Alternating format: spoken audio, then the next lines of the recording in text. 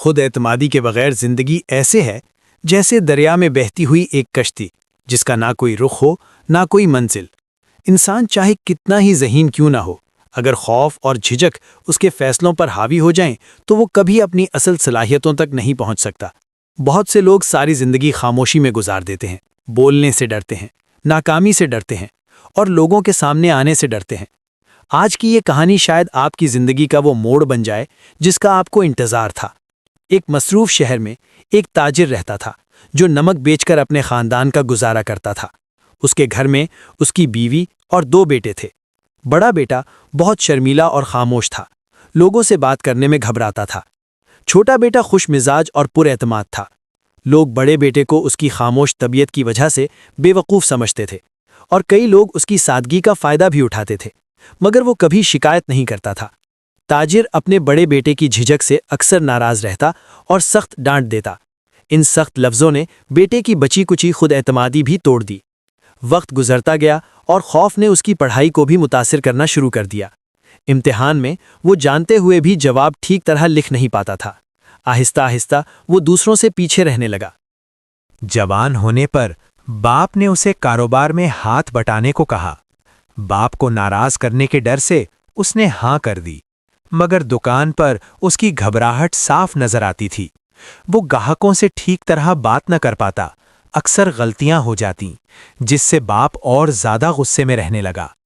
ایک دن جب تاجر دکان پر موجود نہیں تھا، کچھ چالاک لوگ آئے اور کہنے لگے، تمہارے والد نے ہمیں شہر کے لیے سارا نمک لے جانے کو بھیجا ہے۔ لڑکا سوال کرنے کی ہمت نہ کر سکا اور وہ لوگ سارا مال لے کر چلے گئے۔ شام کو جب باپ آیا اور دکان خالی دیکھی تو غصے سے چیخ پڑا، نکمے، تو نے میری ساری محنت برباد کر دی۔ میری آنکھوں کے سامنے سے دور ہو جا اور دوبارہ کبھی واپس مت آنا۔ باپ کے الفاظ، محلے والوں کے تانے اور اپنی بے بسی سب کچھ مل کر اس نوجوان کو توڑ گئے۔ دل شکستہ ہو کر وہ دریا کے کنارے جا بیٹھا۔ شرمندگی نے اس کا گلا گھونٹ لیا۔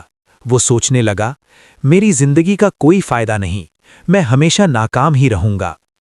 جیسے ہی وہ دریا میں چھلانگ لگانے لگا، ایک بزرگ نے اسے دیکھ لیا۔ بزرگ نے فوراً اس کا ہاتھ پکڑا اور اسے بچا لیا۔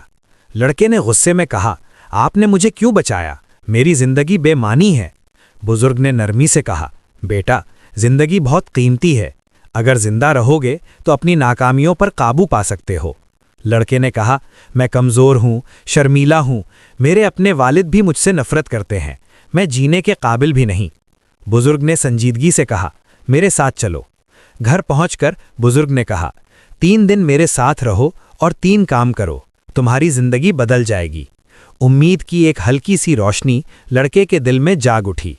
پہلے دن بزرگ نے کہا، آج تم 10 اجنبی لوگوں سے بات کرو گے۔ شروع میں لوگ نظر انداز کرتے رہے، مگر وہ ہمت کرتا رہا۔ شام تک اس نے 10 لوگوں سے بات کر لی اور کچھ نئے دوست بھی بنا لیے۔ دوسرے دن بزرگ نے کہا، آج تم 10 بچوں کو پانی کی اہمیت بتاؤ گے۔ لڑکا گھبرا گیا، مگر ہمت کر کے بولنا شروع کیا۔ پانی کے فائدے بتائے اور واپس آ گیا۔ اگلی بار اس نے پہلے سے زیادہ اعتماد محسوس کیا۔